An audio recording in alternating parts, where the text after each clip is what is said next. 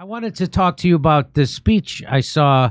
The new Speaker of the House. Now, I had high hopes for the new Speaker of the House because I'm a jerk. And I saw him stand up kind of against censorship. And I thought, hey, maybe, of course, what am I? I'm so stupid. But here he is. Let's listen. He talks about a ceasefire. Let's listen to this. The calls for a ceasefire are outrageous.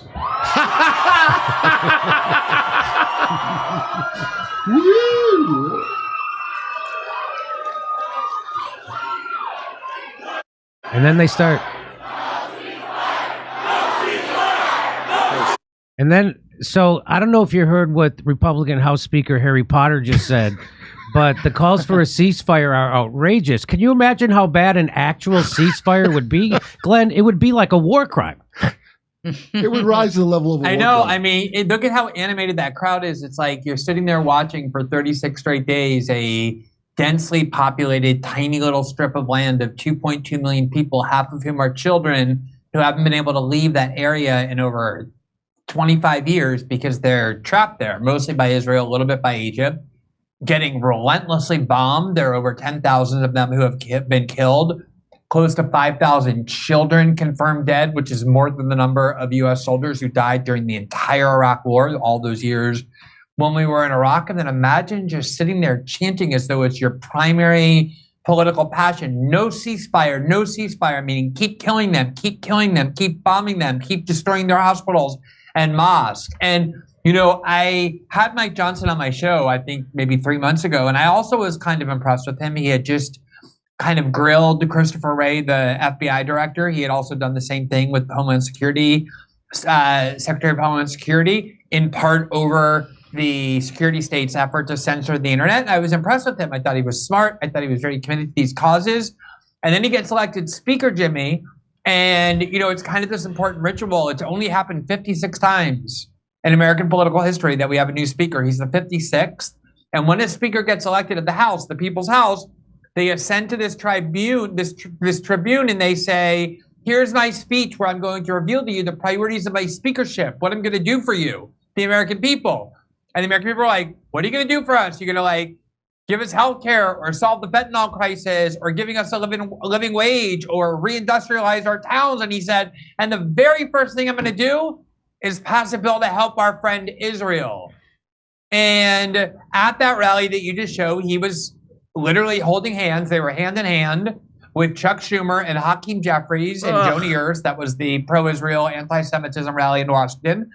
And there's always these attempts to try and claim, oh, the two parties are so at each other's throat. There's a lot of Republicans and conservatives who try to pretend that Democrats are anti-Israel and pro-Hamas, when in reality, Joe Biden and Chuck Schumer are two of the most pro-Israel politicians ever to exist in American history. And you can obviously add Mike Johnson to that list. Now they're completely indistinguishable time after time after time on the most consequential issues. On the war in Ukraine, they were the same way, and now they're this way on the war for Israel that we decided to make our war as well. So I just wait. Hold on. I know this looks bad, that scene over there, but isn't it kind of nice how it reminds you of Forrest Gump when he gets reunited with Jenny? Okay, I just want to play this one more time because this is truly stunning. This to me reminds me of Hitler. And I'm not saying that lightly, but let's play it. The calls for a ceasefire are outrageous. Jeez.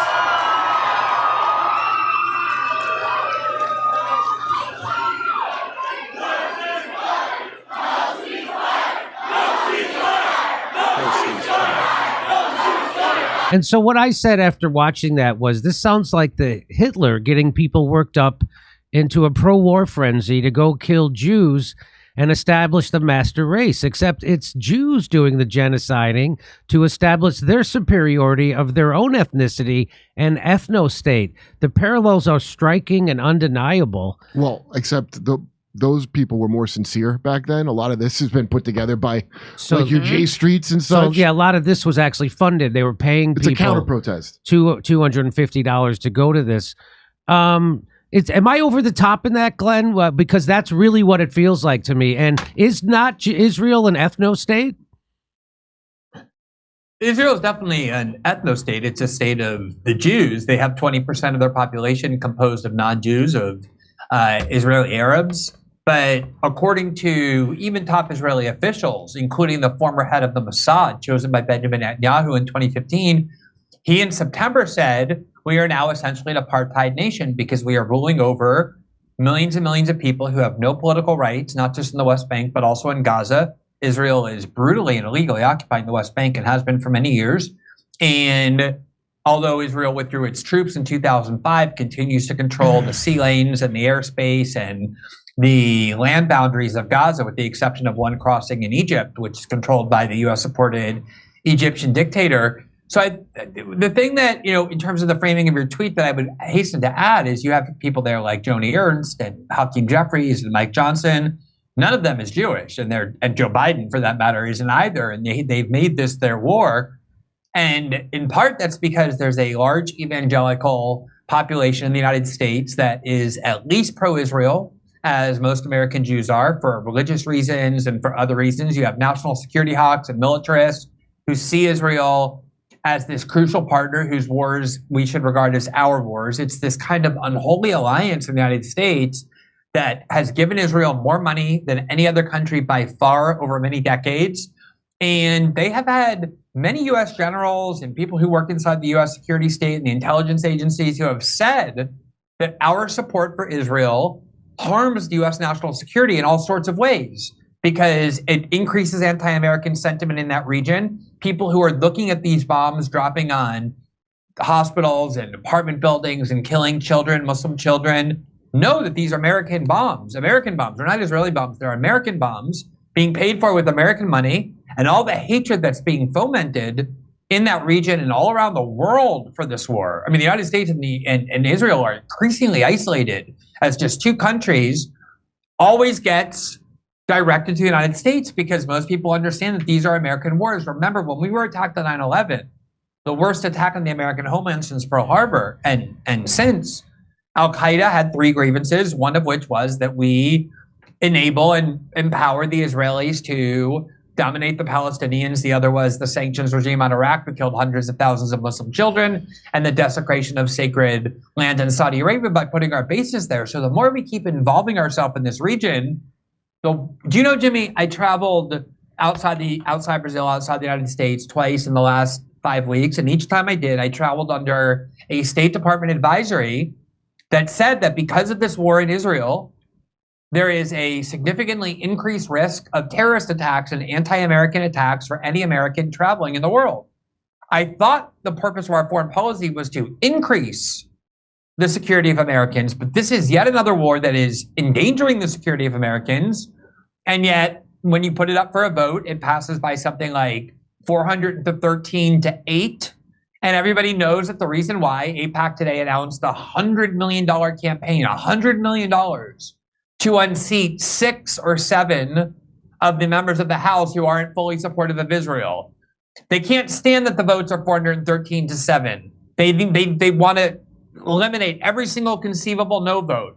So it's a very widespread coalition, not just American Jews, who are ensuring this war. And yes, there is, of course, a religious component to the war itself, but I think even more so, it's a war over land. It's a war over the fact that the Israeli government no longer accepts the international community's view, the legal finding, that Israel is the 1967 borders. They see the West Bank and Gaza and even parts of Jordan and other Middle Eastern countries as part of Greater Israel. They intend to seize that land. They intend to ethnically cleanse Palestinians from Gaza and from the West Bank, to take it over, to annex it. And this is what we're supporting. It's pure aggression and pure violence. And it seems like the same old game. It's people, just like we invented, Al-Qaeda, ISIS, and then we funded them.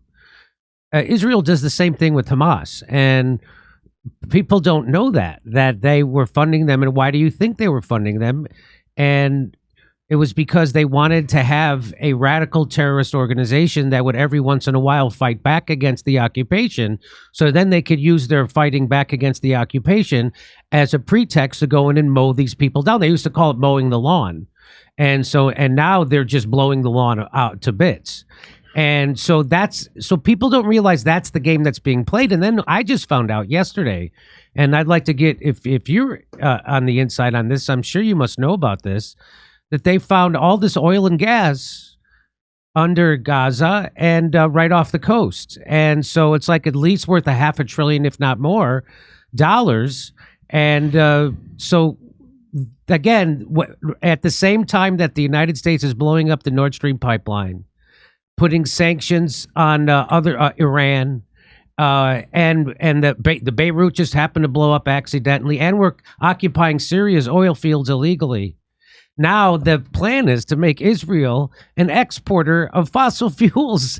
And so that seems to be actually like this perfect coalescing of interests, right? So they've always wanted that land. Now we know why they really want that land. And then they also had a plan to build a canal, and they were going to use nuclear bombs to do it. This is all real. I'm not making up any of this. And I'd just like to get your comment on it.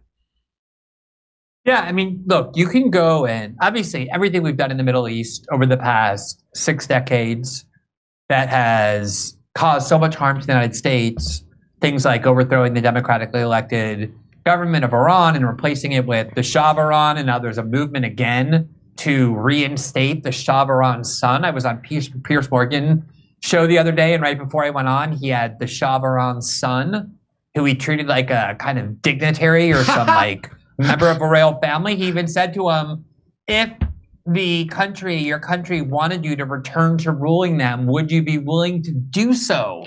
You know, you have to be like so completely out of touch to think that the people of Iran want a return of the Shah of Iran, who was one of the 20th century's worst butchers that the United States imposed, that everyone in Iran knows that happened. And so you just go around the region in Iraq and Syria, in what we did in Yemen, the dependence on Saudi Arabia, and yes, obviously with Israel as well, and our entire Middle Eastern policy, bombing, warring, cooing, has of course always been about oil. And the thing is, I mean, this is what I want to say is, I've been on your show many times, more times than I even like to remember. And there used to be a time when I would come on early on, and we would spend a lot of time criticizing the American right and conservatives and whatever. And then for the last, say 4 or 5 years, our critical focus has been on the liberal establishment, and even what calls itself the American left, the part of the left that is captive to the Democratic Party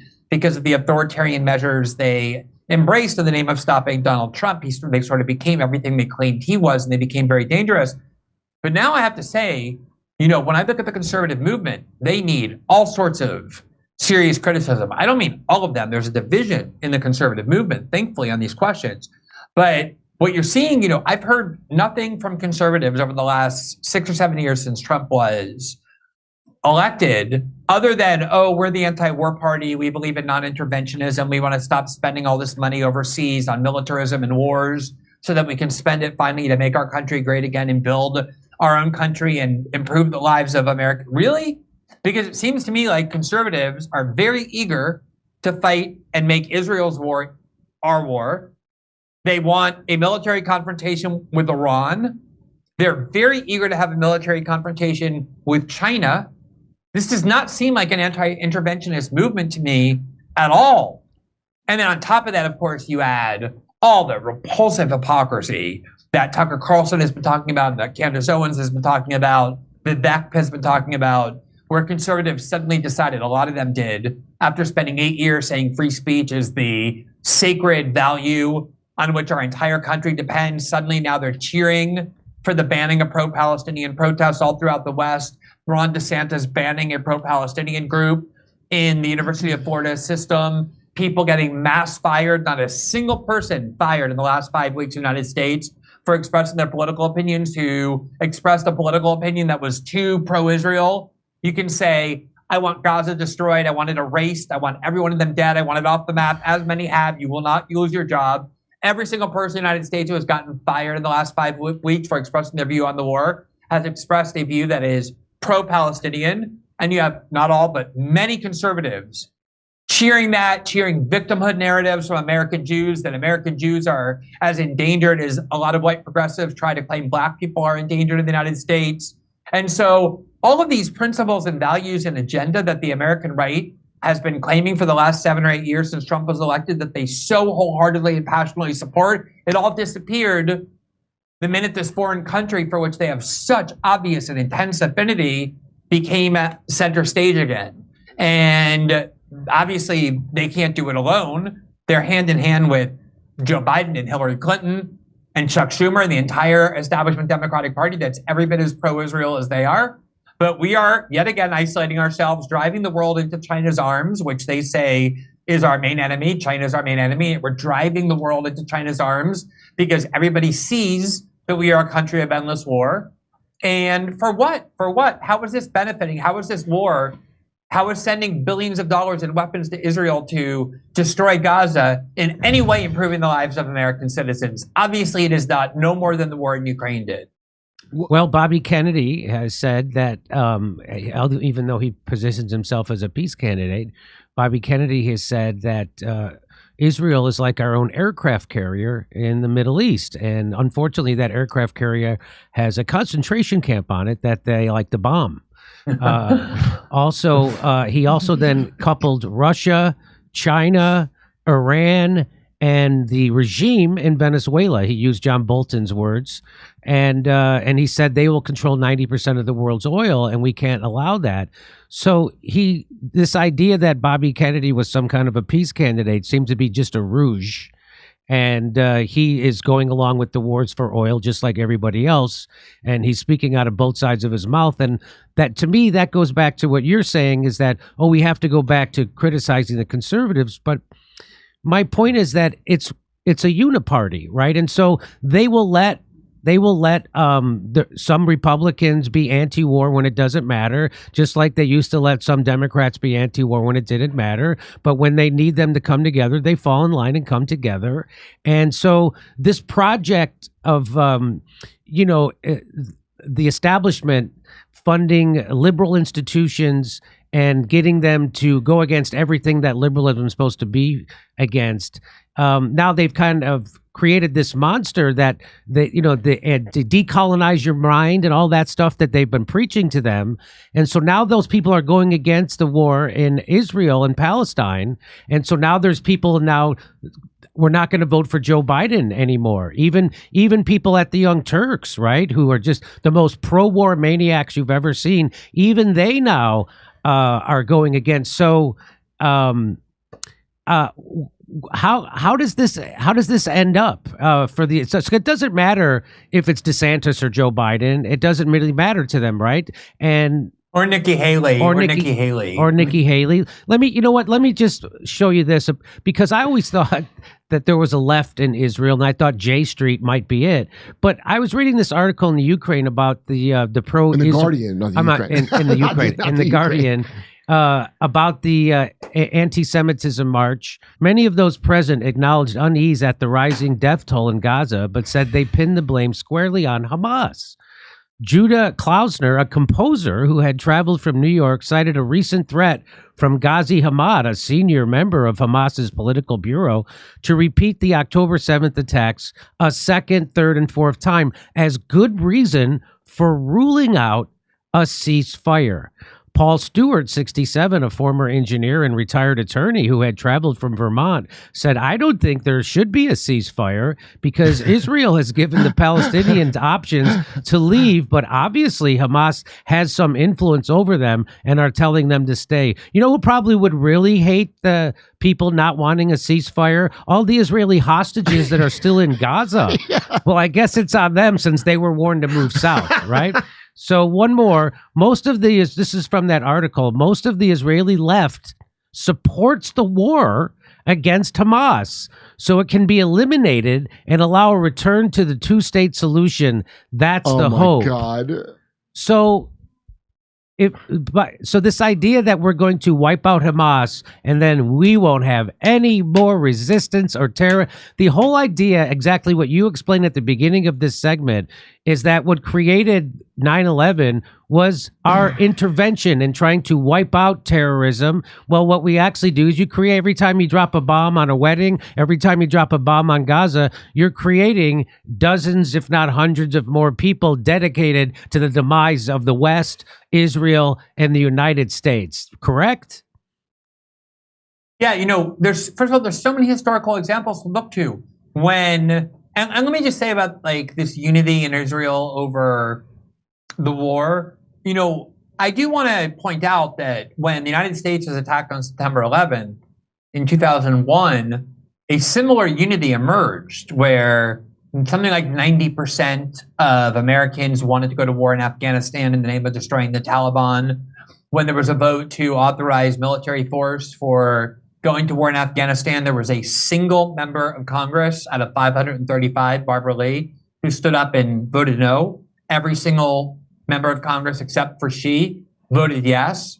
There was a unity around George W. Bush, who just 8 months before, liberals were accusing of having stolen the 2000 election through the Supreme Court ruling. Now he had an 85% or 90% approval rating. So on one level, I understand the reaction in Israel. What I don't understand is why so many Americans are so obsessed with this foreign country on the other side of the world.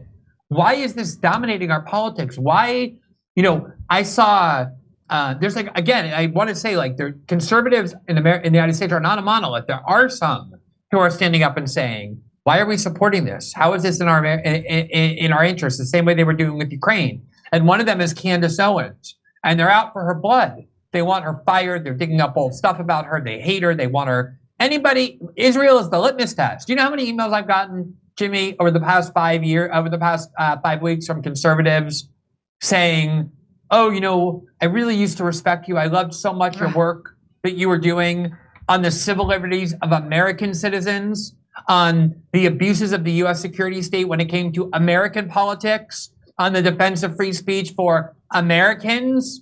But now that you criticize this foreign country, which seems to be the country they value more than even their own, including people who march under the banner of America first, and yet see this country, this tiny little country on the other side of the world, and obviously venerate it, and then they say, I just can't respect you any longer, I can't support your work any longer, because it's one thing for me to support the work you're doing for American citizens, but Israel, that's where no disagreement can be tolerated. Not most, not many, but some, like a non-trivial number. And, you know, I think that this is one of the things that we have to be honest about. You know, Stephen Wald and John Mearsheimer wrote that book in 2006 called The Israel Lobby that described how there are a lot of really powerful lobbies in Washington. You have the pharmaceutical lobby, the Wall Street lobby, the NRA, Planned Parenthood. But one of the most powerful, if not the most powerful, is the Israel lobby, the existing activist groups that aren't breaking the law, but that are extremely powerful and well-financed to ensure that American support for Israel, military support, financial support, even though many Israelis have a higher quality of life than many Americans do, every year under an agreement signed by President Obama on the way out with Netanyahu, we send $4 billion to Israel. And then on top of that, we give them all these extras constantly, whatever they want. Like Biden's getting now another $14 billion to send to Israel for their war. And they make sure that there is complete bipartisan unity. You can vote for Republicans, you can vote for Democrats. It makes not the slightest difference. The U.S. will continue to treat Israel as the 51st state, will finance its military, will send all this money to it, will make its wars our wars, will never once say, look, something you're doing is harming our national security, and if you don't stop, we're going to cut off the aid. The last president who tried that was George Bush 41. Under James Baker, his Secretary of State, he said, you're allowing these settlement expansions in the West Bank, which prevent a peace agreement from being reached. That is harming our national security, we the United States, and if you don't stop, we're going to cut off our loan guarantees that you need, and you'll never guess what James Baker was vilified as. That's right, an anti-Semite. And it really didn't get anywhere. And ever since then, no president has been willing to confront Israel because there is an extremely powerful lobby, not just American Jews, but evangelicals, the arms industry, the national security state, that revere Israel and protect it more than even the United States and its interests, more than American interests. And that's why every bill that comes up in Congress that's pro-Israel passes by a lopsided margin of like 416 to 7. And now AIPAC announced today a $100 million campaign to unseat from Congress even those 6 or 7 people who occasionally are insufficiently supportive of Israel because they want it to be unanimous, not 417 to 7. And that's the political culture in which we're living. That's the reality. Isn't it? I mean, it becomes kind of obvious. The goal is to make sure we don't have national security because all good things come out of that. Jobs are created. We get new surveillance. We got that great Patriot Act that never went away. So what is the downside here? So what is the downside? So this is exactly. So I've also tweeted recently. Well, we're going to talk about it when I show Nikki Haley's clip. But a terrorist attack. The billionaires who, again, it's not a bug. It's not a bug. It's a feature. Exactly. So if you go back to that movie Network from 1974, and Ned Beatty said famously, there are no countries, there are only companies in the international flow of dollars. And so the billionaires who run this country are the same billionaires who run the world, and they don't give a shit if there's if we lose all our liberty, freedoms, and if there's that's that's the goal. And even if there's a civil war inside the United States, chaos always favors the establishment, and they don't care, and they still want you to fixate on Donald Trump taking away our democracy somehow. You know what? Chaos is a ceiling. It's not a ladder. It's a ceiling. It's a ceiling. So that's what I've come to understand. And this idea that the Congress and the president works for the United States people, they don't. They work for a handful of billionaires who run the entire planet. And this is Jimmy, you see, I'm sure you've seen the polling data. I presume you've covered it on your show. Majorities of Americans want a ceasefire. Yes, in favor of ceasefire in Israel. Doesn't matter. This is a view that early on there were like 3 people in Congress advocating at a time when 60% of Americans favored it. You had 3 members of Congress willing to express a view that 60% of Americans favor. And when the Biden White House was asked about that, they said that's reprehensible or despicable for those members of Congress to advocate for a ceasefire. And when you look at that, that is a broken democracy. You see issue after issue after issue. You've covered it many times on your show, healthcare being one, many others, where you have a majority of Americans who believe in a certain policy, but because Washington doesn't work based on democratic principles, but based on the principles of lobbyists and money and corporate financing that is designed, as Kurt said, to make sure that there is no democratic input. That is the purpose of why the system in Washington functions this way. It's not broken. It works perfectly by design to ensure that there's no such thing as democratic will. And so the American people get screwed over and over and over. Why, if you wake up, let me ask you this question. If you wake up in the morning and you are trying to send your kids to school, struggling with 2 jobs, don't have any benefits, all the panoply of things that we've been over, your neighborhood's racked with fentanyl, why would you want the government, unless you're one of these people who for religious reasons or cultural reasons has an extreme affinity for Israel, which is not a majority of people in the United States, but unless you're one of those people, why would it be in your interest? Why would you want your government to just send massive amounts of money to fuel Israel's war, any more than you would want them to do with Ukraine? And that's why we finally got to the point where majorities of Americans said, I don't want any more money going to Ukraine, notwithstanding how intense the propaganda was that led them to support it in the first place. But there's this disconnect because everybody knows that Washington does not function as a byproduct of what people want in the United States by what the powerful people want. And it's not usually the case, but essentially by definition true, that there's a big breach between what the ordinary people in the country want and need and what the most powerful people want and need. Hey, come see us doing a live stand-up show. We'll be in Burbank, California, Oxnard, California, Venice, California, Palmdale, California. Then we're going to Omaha, Des Moines, Milwaukee, Lansing, Bend, Oregon, Portland, Oregon, Seattle, and Boston, Massachusetts. Go to jimmydore.com for a link for all those tickets.